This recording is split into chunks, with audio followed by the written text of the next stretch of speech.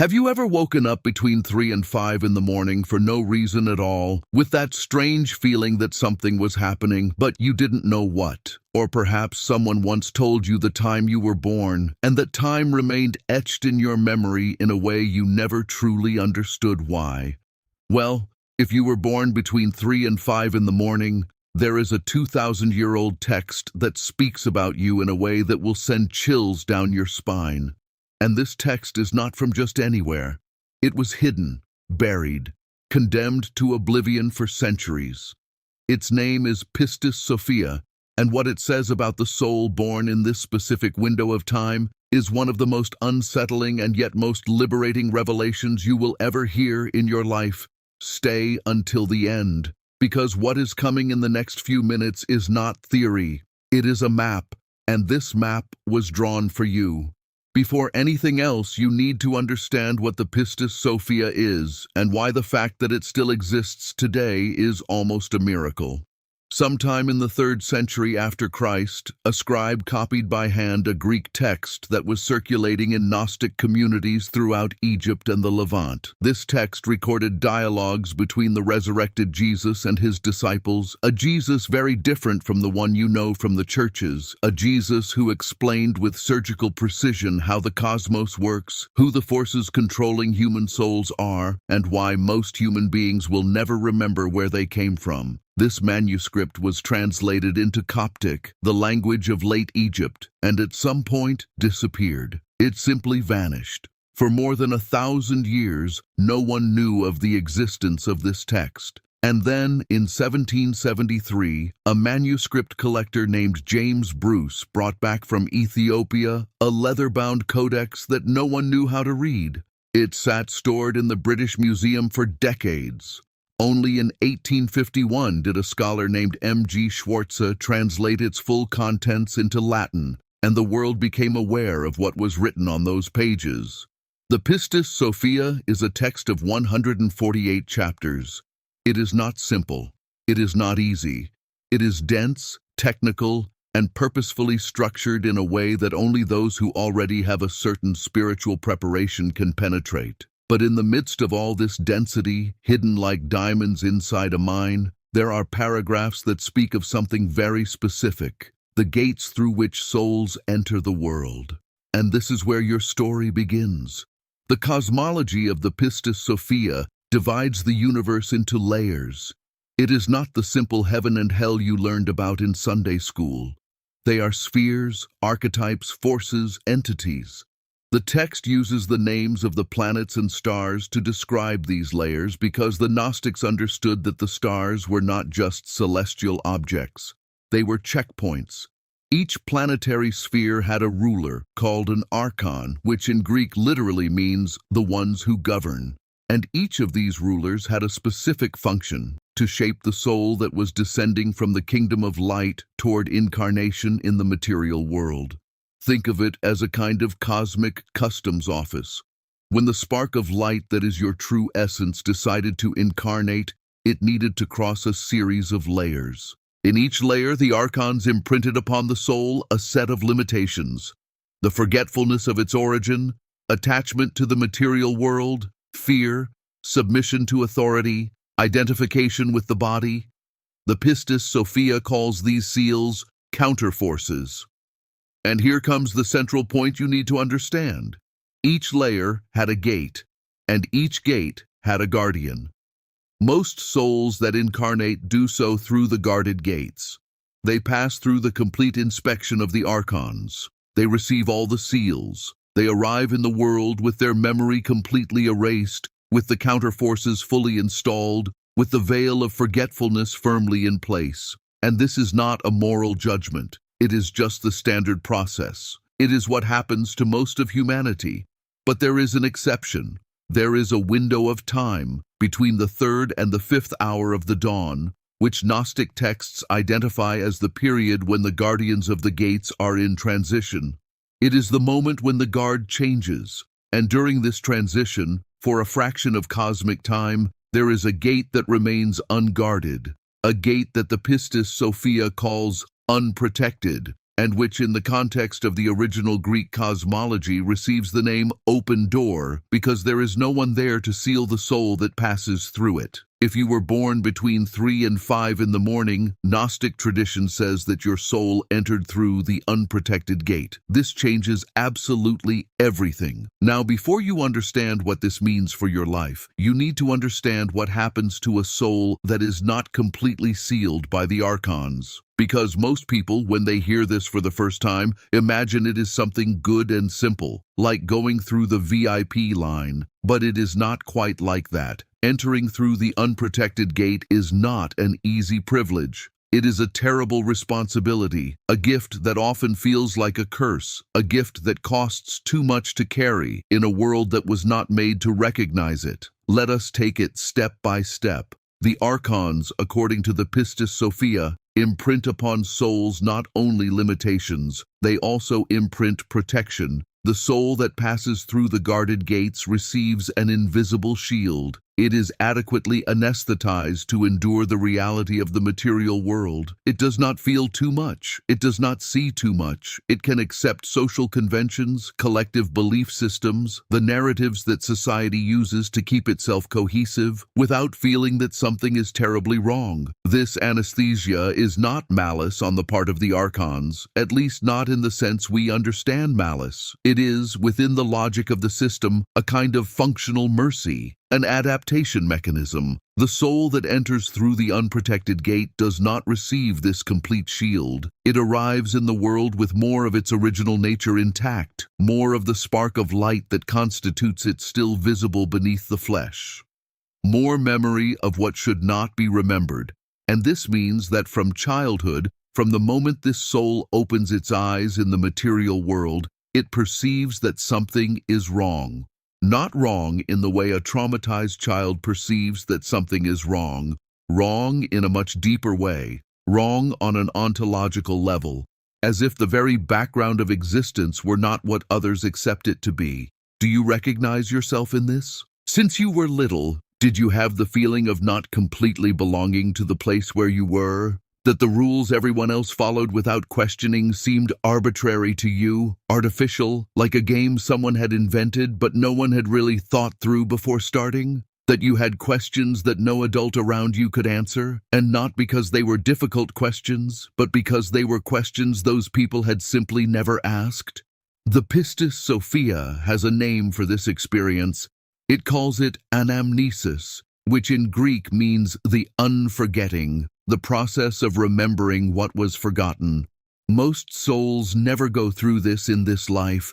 They live and die completely within the belief system the Archons installed, without ever questioning the deeper structure of reality. But the soul that entered through the unprotected gate does not have that option. Anamnesis, for it, is not a spiritual choice it makes in midlife after reading an interesting book. It is a birthright condition. It is a characteristic of its internal architecture. This explains much of your life. It explains why you have always had more sensitivity than the people around you could understand. Not emotional sensitivity in the sense of crying at movies, although that may also be true. Sensitivity in the sense of picking up on subtleties that others do not notice. Feeling the tension in a room before anyone says a word. Perceiving when someone is lying, not by the logic of what is said, but by a different frequency that the speech emits. Knowing that a situation is going to go wrong before there is any rational evidence that it will. This is not intuition in the popular sense of the word. The Pistis Sophia would say it is the spark of light, not yet completely sealed, still functioning in harmony with the substrate of reality that the Archons failed to completely block. But here comes the difficult part, because this capacity comes at a cost. And the cost is what Gnostic tradition calls existential hyperesthesia, which is hypersensitivity to contradiction. The sealed soul can live with contradictions. It can believe in things that contradict each other without feeling the friction. It is what modern psychologists call cognitive dissonance, and most people resolve this dissonance simply by not paying attention to it. But the soul of the unprotected gate does not have this buffering mechanism. It feels every contradiction like a pebble in its shoe, every institutional falsehood like a scratch on the skin. Every system that preaches one thing and practices another, like an aggression it cannot name but cannot ignore. This means you have probably had a lot of difficulty with institutions throughout your life, with religions that preached love but practiced control, with educational systems that claimed to form free minds but punished original thought, with family structures that called care what was actually imprisonment, with romantic relationships where the other person said one thing and did another, and you felt this discrepancy in a way the other person did not even recognize as real. And worst of all, the absolutely most painful part of everything is that for years, perhaps decades, you thought the problem was you, that you were too sensitive, too demanding, too difficult, that there was something wrong with your way of perceiving the world. The Pistis Sophia says no, the problem was not your perception. The problem was that you were correctly perceiving a system that was not built to be perceived correctly. Now let us look at what the Pistis Sophia says about what happens to the counter forces in the soul that enters through the unprotected gate. Because this is where the text becomes truly extraordinary, and this is where most people stop listening because what comes next is too big to be absorbed all at once. The Archons, when they seal a soul, install what the Pistis Sophia calls the 5 great trees of darkness. These are not simple metaphors. They are functional structures in the psyche of the incarnate soul. They are the mechanisms that ensure the soul remains captured within the material system, that it continues to feed the regime of the Archons with its vital energy, and that it never fully awakens to its original nature of light. The first great tree is the attachment to power over others, the desire to dominate, to have more, to be recognized as superior. It is the engine of blind ambition, of control, of endless competition. The second great tree is the attachment to matter as a source of identity, the belief that you are what you possess, what you wear, where you live, what car you drive, the fusion between the true self and material accumulation. The third great tree is existential fear, the deep and often unconscious terror of death, of non-being, of the void. It is the fear that makes people cling to doctrines, systems, and leaders who promise absolute certainty in exchange for obedience. The fourth great tree is what the Pistis Sophia calls the love of the vanity of vanity, which in modern language would be what we call the performative ego, the construction of a social persona that needs to be constantly validated by the gaze of the other, the confusion between being and appearing. The fifth great tree is blind submission to authority, especially authority that presents itself with sacred language. It is what allows religious, political, and ideological systems to control entire masses without needing to use physical force, simply because people were sealed with the belief that obeying is a virtue. These 5 great trees are in every incarnate soul. But in the Gnostic texts, there is a crucial distinction regarding the level of root depth of these trees depending on the soul's path of entry. In the soul that passed through the guarded gates, these 5 trees are deeply rooted. They grow with ease. They are irrigated by the very normal functioning of social life. Ambition, consumerism, fear, the performative ego, and submission to authority are rewarded and reinforced by practically every system that society has built. So these trees flourish without effort in the sealed soul. In the soul that entered through the unprotected gate, these trees are also present. The Archons still managed to plant the seeds, but they did not take root completely. And that is why throughout your entire life you have had a strange, sometimes contradictory relationship with these 5 forces. You have probably wanted power, and at the same time felt repulsed by what power does to people. You wanted material comfort, and at the same time realized that things never satisfied you the way they promised you they would. You felt fear of death, but had moments when that fear simply disappeared and was replaced by an inexplicable peace. You built a social persona and then destroyed it or let it be destroyed and survived. And you followed authorities for a time, but there always came a moment when you saw right through the mask and simply could no longer pretend you didn't see. This is what the Pistis Sophia would call the trees without deep roots. They grow, but they are pulled out more easily because the soil was not fully prepared to sustain them. But here comes the paradox, and this is where most people's understanding of the Gnostics becomes incomplete. People assume that the Gnostics were naive dualists, good versus evil, light versus darkness, guarded gate bad, unprotected gate good. But that is not how the Pistis Sophia thinks. Entering through the unprotected gate is not an automatic victory. It is a condition that opens a possibility that most incarnate souls do not have.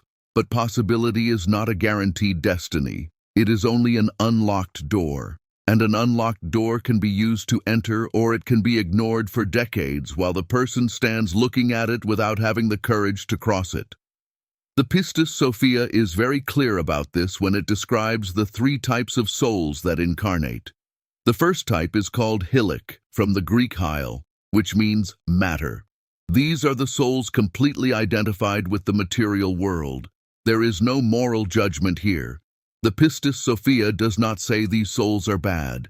It says they are completely absorbed by the material plane and that the project of awakening to the divine origin is not on the agenda of this specific incarnation. The second type is called psychic, from the Greek psyche, which means mind or soul in the intermediate sense. These are the souls that have an openness to the spiritual, that seek, that question, but that are still very tied to intermediate structures, organized religions, belief systems, external spiritual authorities, doctrines. They seek the light, but they seek it within boxes that others built for them. The third type is what the Pistis Sophia calls pneumatic, from the Greek pneuma, which means breath or spirit. The pneumatic soul is the one that has the capacity to directly recognize the spark of light within itself, without intermediaries, without external authority, without a doctrinal system as an obligatory filter. It is the soul that can, at least in principle, directly remember where it came from, where it is going, and what it came to do. And Gnostic tradition says that the condition of the unprotected gate is strongly associated with the pneumatic type of soul. This does not mean that every soul born between 3 and 5 in the morning is automatically pneumatic, and it does not mean that souls born at other times cannot be pneumatic, but it means that the window of entry you use to arrive in this world left you with a structural predisposition for awakening that most souls simply do not have in this same intensity. The question is, what did you do with that predisposition? There is something in the text of the Pistis Sophia that most popular translations do not highlight with the emphasis it deserves. It is the description of what happens to the pneumatic soul when it fails to recognize itself, when it has all the characteristics of the being that entered through the unprotected gate, but lacks the context to understand what it is experiencing. The Pistis Sophia uses a powerful image to describe this. It speaks of a flame that was lit inside a cave. If there is no opening in the cave, the flame burns, but the surrounding air is slowly consumed and the flame begins to destroy itself for lack of oxygen. It does not go out all at once. It flickers, it diminishes. Sometimes it seems like it will recover. But without the opening, without the flow of fresh air, it inevitably extinguishes.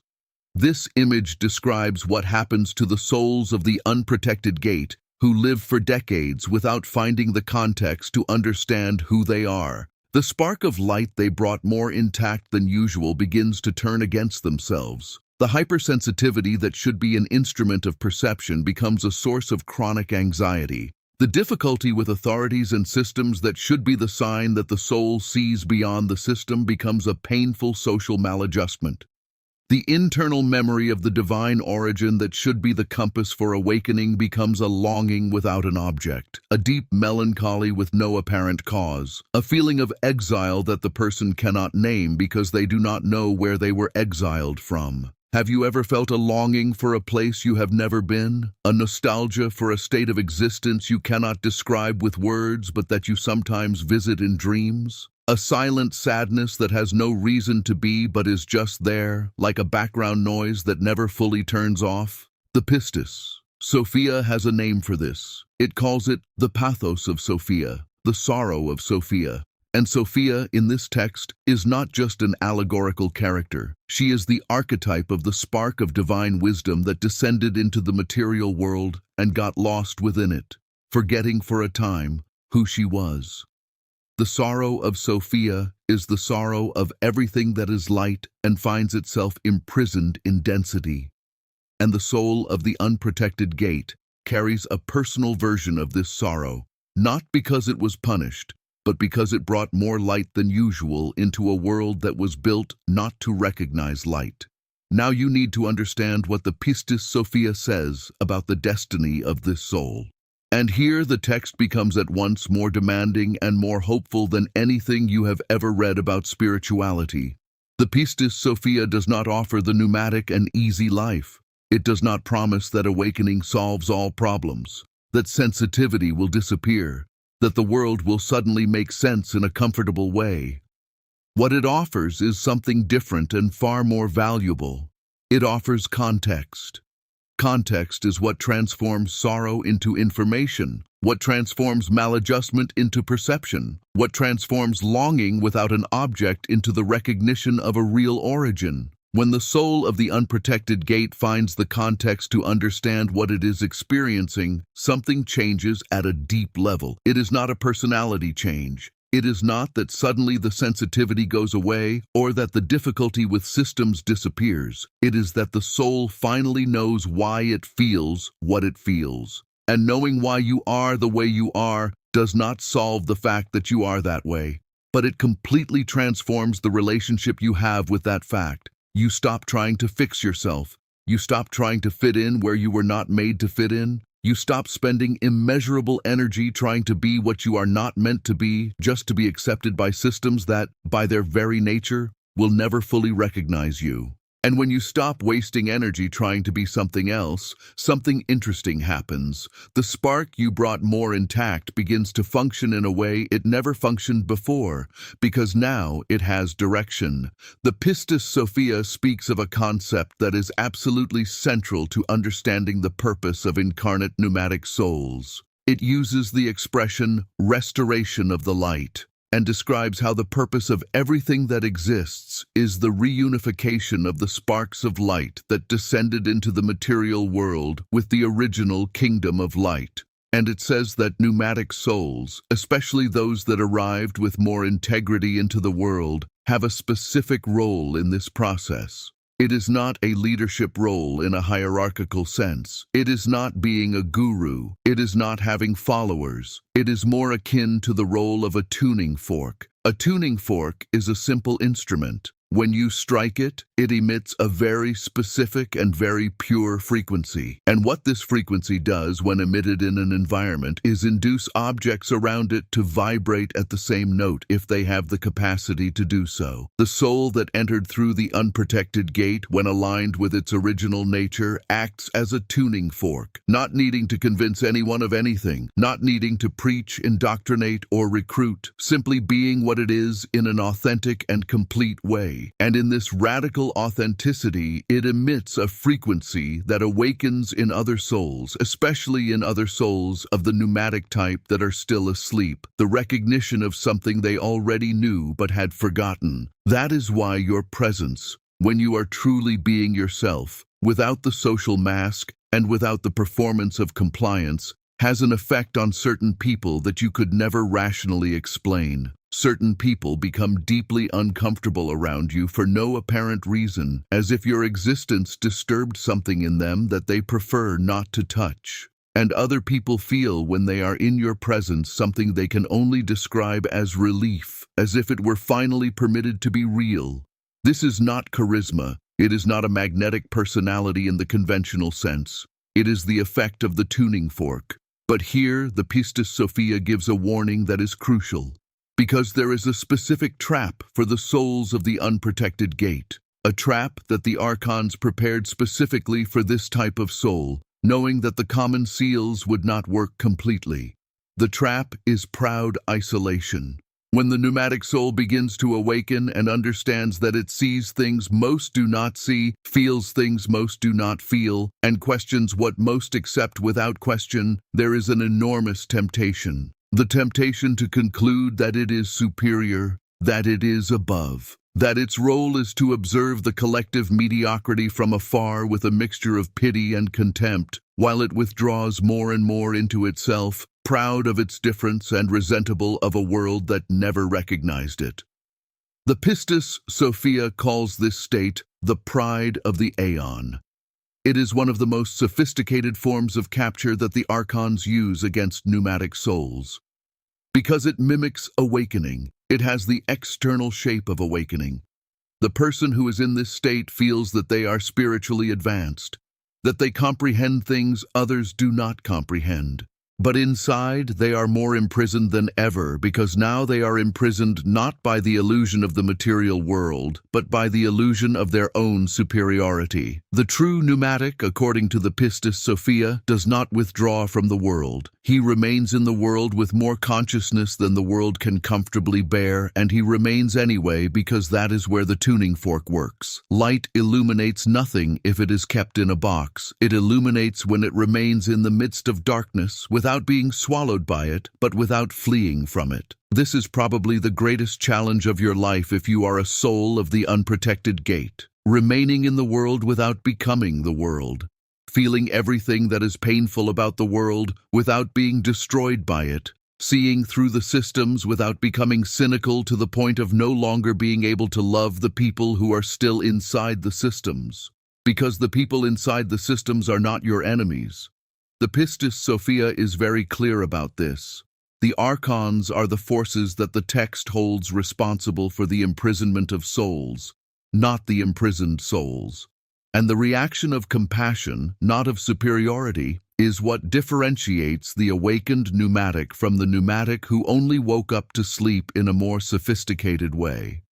There is a paragraph in the Pistis Sophia in the 112th chapter that went relatively unnoticed in more popular Gnostic studies, but which is of a disconcerting precision. In this paragraph, the text describes what happens to the soul that entered through the unprotected gate in the moment immediately preceding complete incarnation. The soul, already on the edge of the material world, already having crossed the gate without the guardian, still has for a very brief instant the complete vision of what it is. It sees its origin. It sees the kingdom of light from which it came. It sees the purpose of the descent, and then the veil of incarnation falls, and it forgets. But the Pistis Sophia says that this instant of vision before forgetfulness does not disappear completely. It remains recorded in a layer of the soul that the Archons cannot access directly, not as a memory that can be articulated in words, but as a sensation, a frequency, a certainty without content, a security that has no object but is just there, sometimes quiet for years, sometimes arising suddenly at an unexpected moment, in a sunset, in a dream, in a sudden silence in the middle of the city,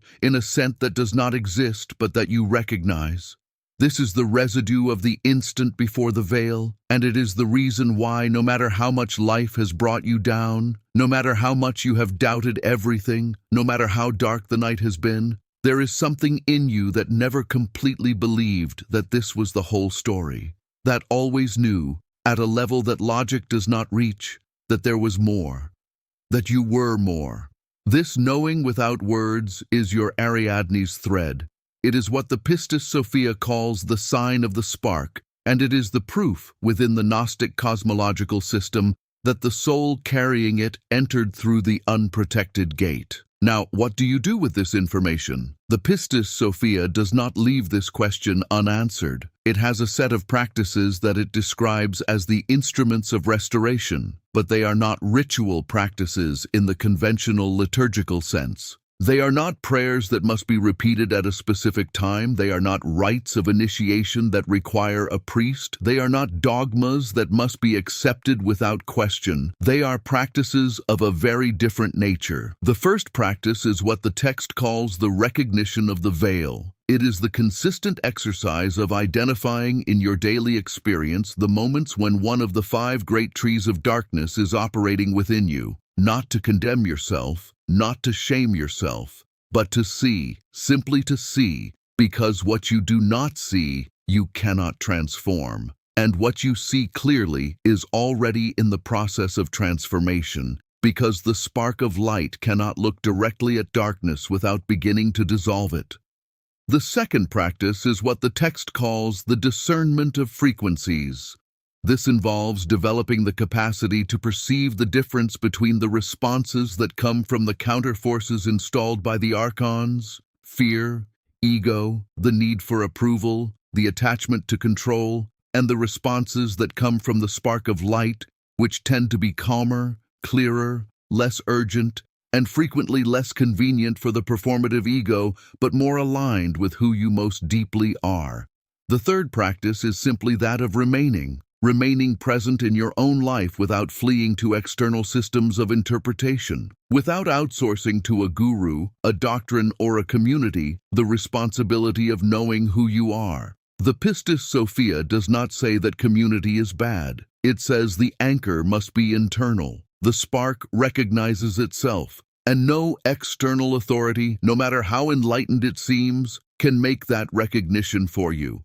And the fourth practice, the most demanding and at the same time the most liberating of all, is what the text calls transmission through being.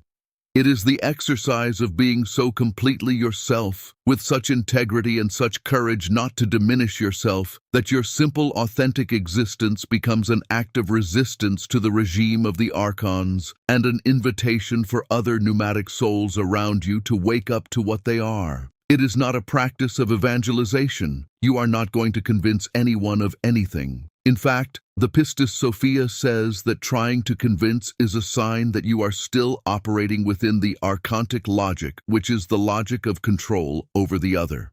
Transmission through being does not convince, it resonates. And it resonates only with those who already have within themselves the frequency to respond. The others simply do not hear the signal. And that is not your problem.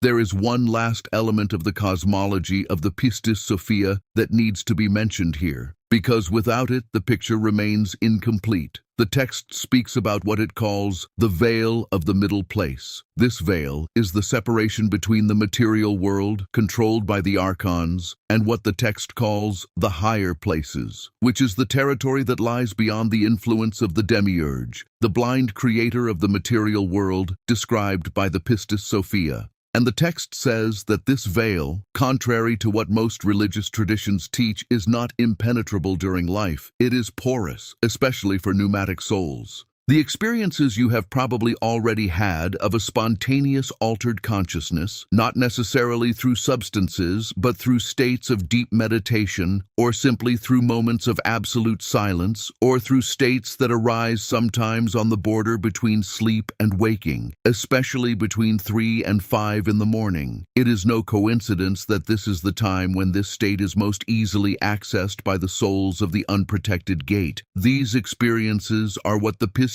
Sophia calls passages through the veil. They are moments when the spark of light that you are briefly crosses the veil and touches what is on the other side. And you wake up from those moments different, not necessarily with a verbal insight that you can articulate, but different, more yourself, paradoxically. Between 3 and 5 in the morning, when the world that was built by the archontic systems is at its quietest, when the collective voices that form the constant noise of social life are silenced, the porosity of the veil increases. It is the hour when the gate becomes momentarily unprotected again, not only at the moment of birth, but in each 24-hour cycle. It is the hour when the soul that entered through this gate is closest to itself. That is why you wake up at this time. That is why when you wake up, you do not feel sleepy. You feel presence, as if someone were waiting for you, and that someone, according to the Pistis Sophia, is your own spark of light, using the window of the cycle to try to do what the Archons could not completely prevent, to remind you of who you are. The Pistis Sophia ends many of its chapters with a recurring image, the image of Sophia, the fallen divine wisdom, looking upward and finally recognizing the original light from which she came, not with tears of despair, but with a calmness that the text describes as complete recognition. The moment when the spark that was lost remembers that it was never so lost that it could not be found. The moment when exile reveals that it was always a choice, and that the choice to return is always available. You were born between 3 and 5 in the morning. You entered through a gate that no one was guarding. You arrived in this world with more of your original nature intact than most of the souls that share this plane with you. This did not make you easier. It made you more real, and what is more real always has more friction with what was built to be merely functional. The pain you felt for not fitting in had a name 2,000 years before you were born. The longing for a place you cannot describe had an origin in a text that was buried and survived anyway. The feeling that there was something more, that this could not be the whole story, was not an illusion. It was memory. It was the residue of the instant before the veil, the moment when you still knew everything and stored that knowledge where no Archon could ever reach. And if you are here now listening to this, there is a reason. Not because you were chosen by some external entity, but because the spark that you are chose, even before you had a name, to enter through the gate that was open. The door was not open by accident, and you did not choose that door by accident. You always knew there was more. And there was this. Como o texto enviado foi inteiramente traduzido e finalizado na primeira resposta, atingindo o desfecho narrativo e o encerramento do roteiro proposto, não restaram parágrafos adicionais para a continuação nesta etapa. Caso você tenha a próxima parte do roteiro ou um novo texto que deseja traduzir seguindo as mesmas diretrizes, por favor, envie-o aqui.